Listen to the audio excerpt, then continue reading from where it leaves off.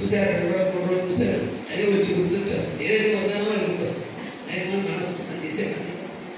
సరే ఆ తర్వాత మన మీరు చూస్తే జాగ్రత్తగా వచ్చారు. మరి ఎంత మోసపోయాము, ఎవరు మోసపోయింది? మన మనస్సు అయిపోవాలి. అక్కడ ఉంది అంత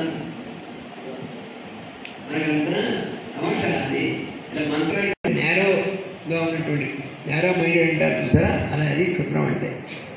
అందుకని మార్గము మాత్రమే అజ్ఞానం.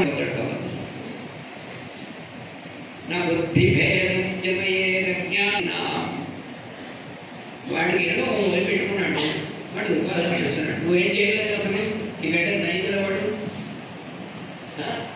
మనకంటే చేస్తుంటే వాడు పాడు చేయకున్నాడు. అందుకని నా బుద్ధి భేదం జనయే.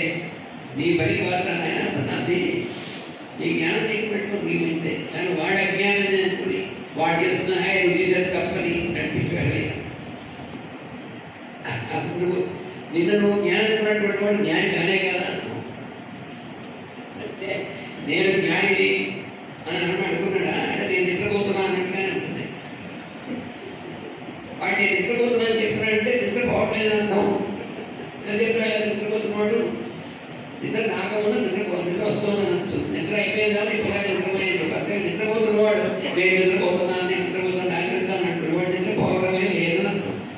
అలాగా నేను జ్ఞానిని, నేను భక్తుడిని అనే ఏడుస్తూ బాగా చేసుకుంటుంటాడు. వాడు కాదు అని అర్థం.